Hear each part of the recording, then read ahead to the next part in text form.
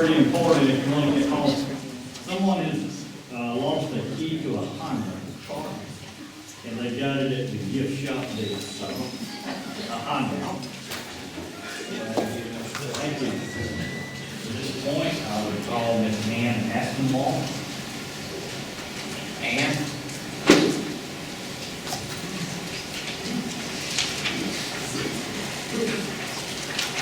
Thank you, Commissioners. I live at the Land's End subdivision on the very north end of East Beach. There are 8 homeowners there. I'm representing those 8 homeowners. We have the Johnson Rocks in front of our homes. The community was developed in the mid-'80s, and we're very concerned that this is going to cause additional erosion the front of our property that's on Blue Center. So we all oppose this project.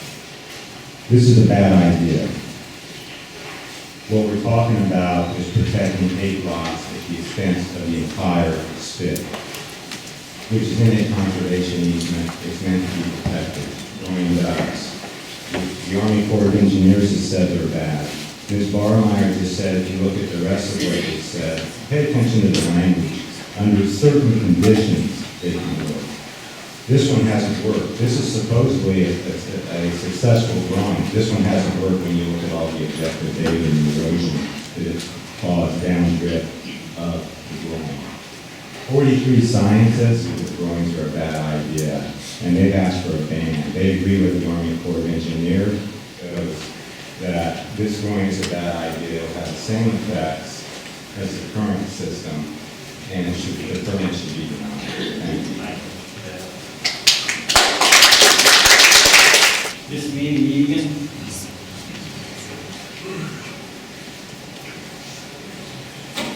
Just curious how many people attended the Island Planning Commission on January 20th, 2014? No one from the committee, okay. So those of you who attended will probably remember, well, let me start by saying Ms. Barmeyer's conclusion, pleading with this committee to consider the 8 homes that are going to be built on the north end of the spit, should have been there because she would have heard Mr. Gilbert's presentation. And at that presentation, when he was asked about the concerns for those properties, he said, buyer beware. So Ms. Barber, say that to those clients. He also said there were no plans to armor the beach. It's on the tape. He also said,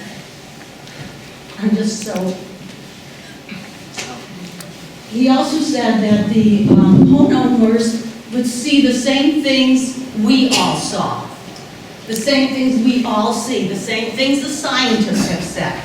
In fact, he said that he wasn't smart enough or knowledgeable enough to talk about the erosion issues and leave that to the scientists. As Mr. Paley pointed out, the scientists have spoken loudly and clearly.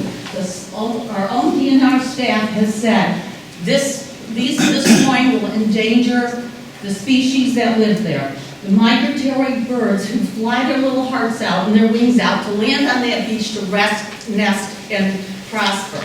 The sea turtles who have in their DNA the need to go back to that beach. Whether their nest has to be moved or not to save them, that's the same thing that happens all over Georgia, all over the East Coast, to protect those species.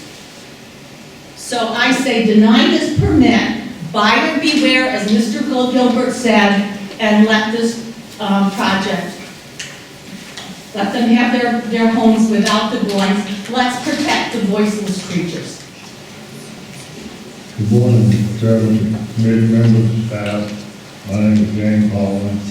I represent myself and anything that can't speak for themselves, such as wildlife. So, I want to say right now that I'm as much of an oceanographer as some of the folks that have spoken before me, that spoke very long, very hard about this project. So, they get to say what they want to say. I'm going to say what I want to say, okay? Now, the first slide up there is a 1989 Google image of the spit. This is prior to any drawing going in, okay? Now, the image on the right is my photograph taken in November of 2013. Now, a picture's worth many, many thousands of words sometimes, and this one is worth volumes of books. You can believe those that have spoken before me, or you can believe your own eyes, okay? There it is in front of you. This is a 12/4/13 photo of mine. You see the yellow arrow that points to that palm there? That palm, see how far it is from the edge of the lip where it would fall over? That is also the anchor palm for the shore protection line, okay? Now, this is a combination slide showing the same palm in 2013. Combination image. The only difference is the one on the left is a 3/27/15, and the one on the right is 11/11/15. See where the palm was at on 3/27/15? On 11/11/15, it was gone. And unfortunately, the ruling was today that I couldn't hand out anything to y'all. Those of you who don't have this photo was taken a few days ago. You see where those red circles are at? This photo shows the breakthrough that took place in the latter part of November, okay? Let's complete this part because this is critical. This is the site plan that they were using to show where they were going to build a new dunes. Now, look at the circle on the right. The already erosion has taken place since they made that site plan. They have no idea now how much dirt they need to put on that site out there. That's enough to say no right there. They do not know how much sand they're going to need because the amount of erosion that has taken place just this year. Thank you, Mr. Hall. Thank you. Please deny this. This don't make sense. It's foolish.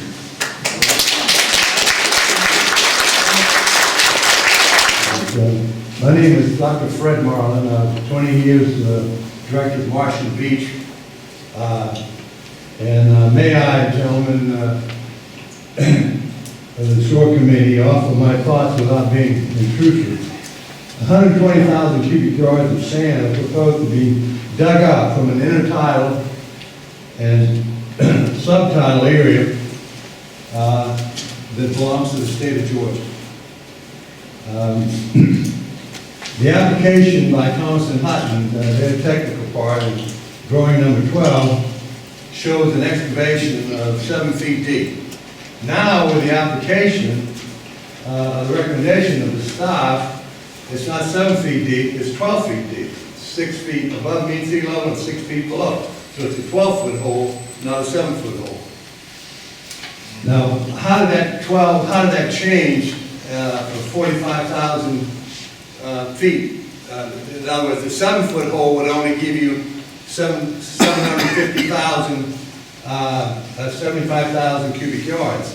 There's a shortfall of 45,000 cubic yards, which is a 10 cubic yard dump truck. That's 4,500 dump trucks they're short, okay? So the staff comes along and adds another 12 feet, 6 feet. So the whole thing about it is the staff is not allowed to change an application once a completed application is submitted to this committee because there's not proper notice for these 100 or more people here. You just can't have an application come in, present it to you to vote on, and then the people have no notice. So the application is invalid on its face as it stands. So the other thing I would like to say is that with a 12-foot excavation of intertidal beach, subtidal beach, this will go 2.6 feet above into the dunes. So they'll start mining the dunes. This is not actually, I can show you this if I had 5 minutes of your time. They're going to mine the dunes, the intertidal beach, and the subtidal beach. And that's not in the application. Then where Mr. Holland so aptly showed where the groin is going to attach to the, right there at the 7th lot, there's nothing there to attach to, so the committee, coming along with the application, puts more rocks in. The rocks are not in the application. I need a few more things, Mr. Chairman. No, I need you to wrap up. Give you about 30 more seconds. There's people back here really so There's a larger question here. I think the Sea Island people have a right to build on this land, but it's faulty. If they want to do faulty, fine. But this is not the application to do it. You could take under these Campbell structures that we approved many years ago, wisely, you could take out a section of that and have a sand waterfall. You wouldn't have to have all these trucks. You could also go just offshore and pump up some of this sand just east of, out in the ocean onto this beach. You don't need one sand dune, you need 3. And the groin itself is a terrible waste of money. I mean, and going to affect downrift. But I have one last comment. With your indulgence. To save the beach people, the people that want to save turtles and shorebirds, the orange pilkyites, they don't want nourishment. The sea level is rising, as I mentioned, at February 14th, all over the East Coast. The beaches are being scarped up. If you don't nourish the beach, you're not going to have places for turtles and shorebirds to nest. So beach renourishment is the answer, not this proposal here. I suggest you do a redo, and the proposal is invalid on its face. I encourage and support a decision to stop this proposed act of Sea Island, which can only be described as further destruction of a shoreline that belongs to all citizens of this county and this state. I humbly ask for this board to deny the application. We have seen visual proof today that Sea Island Acquisition has destroyed their own shoreline at the expense of public beaches, and they ask for more. Thank you.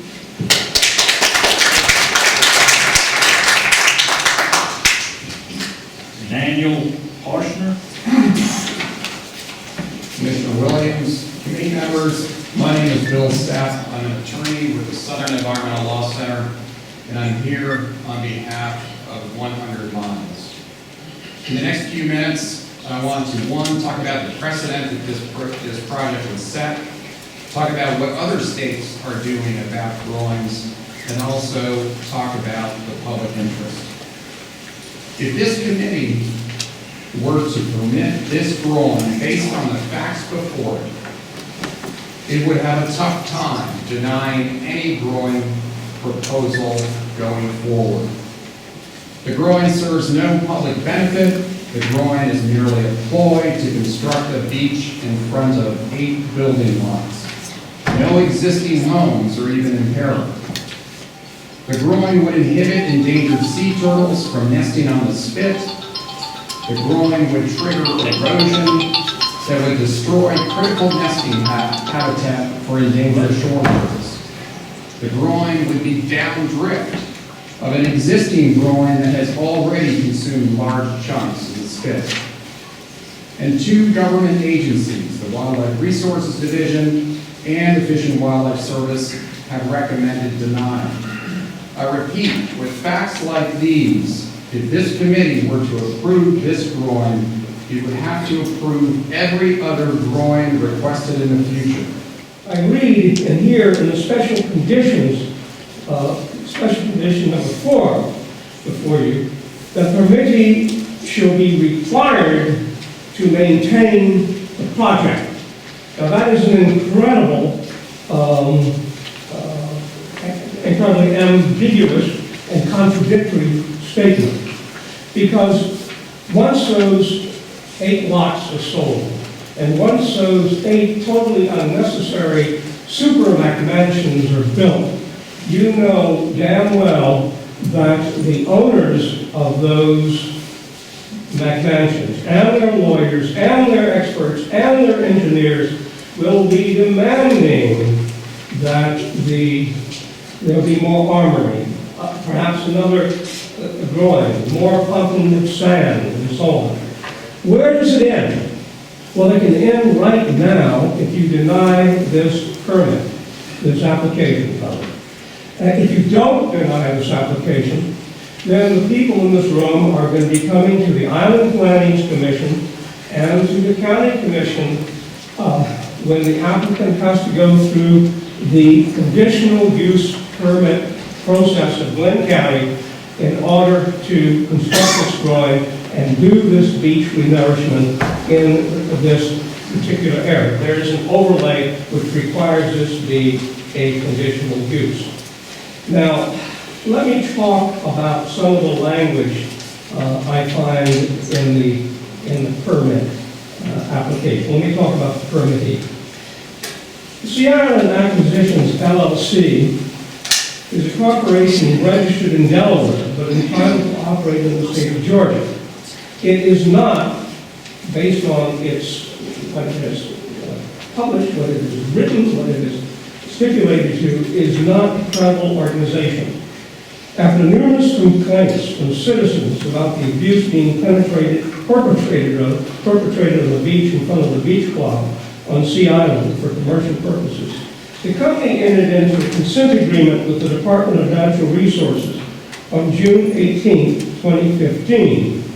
Their agents then submitted a one-page revegetation and restoration plan on July 14th of this year, which the department found inadequate because it failed to specify how and when the work would be accomplished.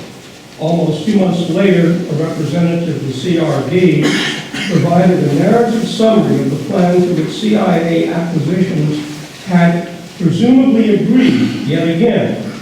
Now we are in December, and after 6 months, there's no evidence of sand fencing or plantings to promote the revegetation of the damaged dunes.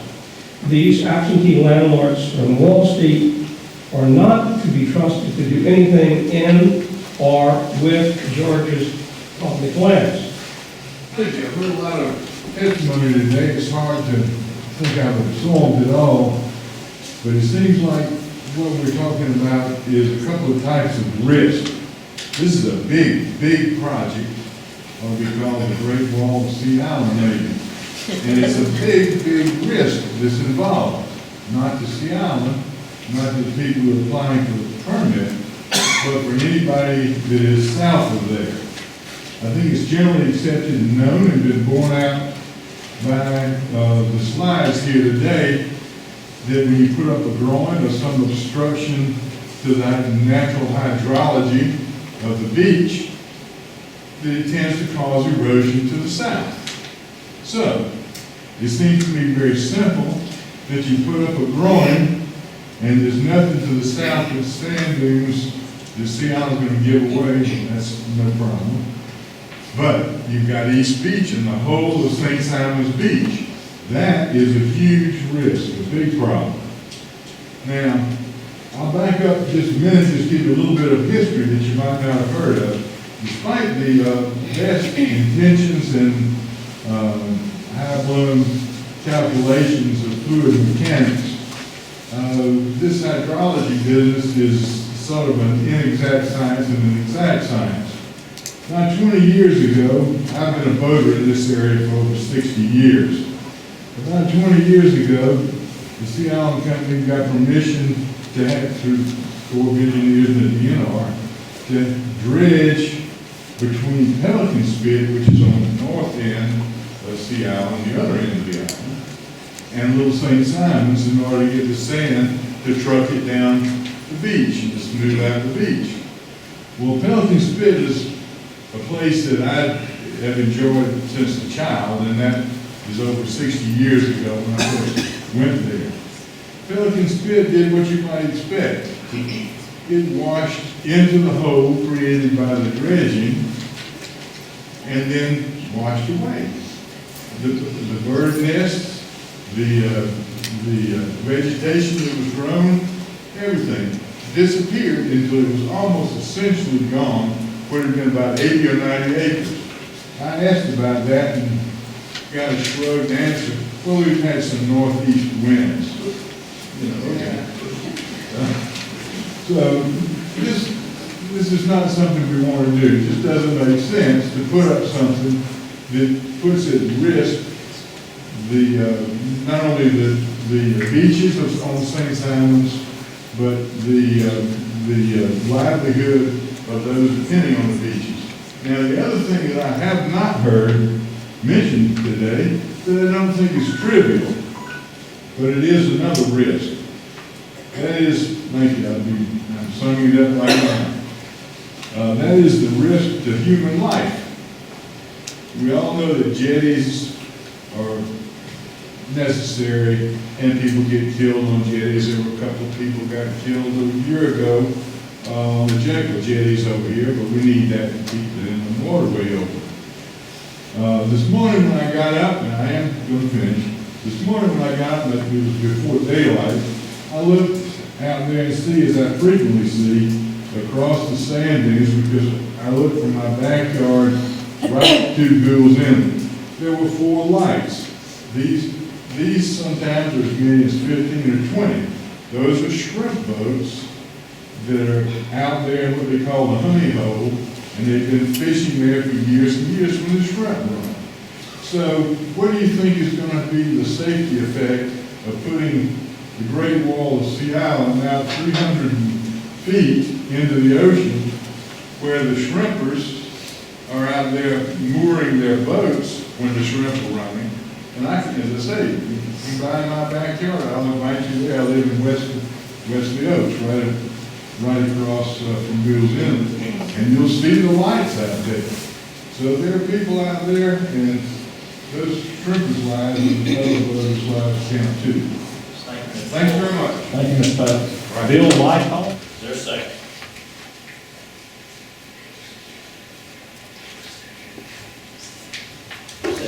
We have a second. Any further discussion? All in favor say aye.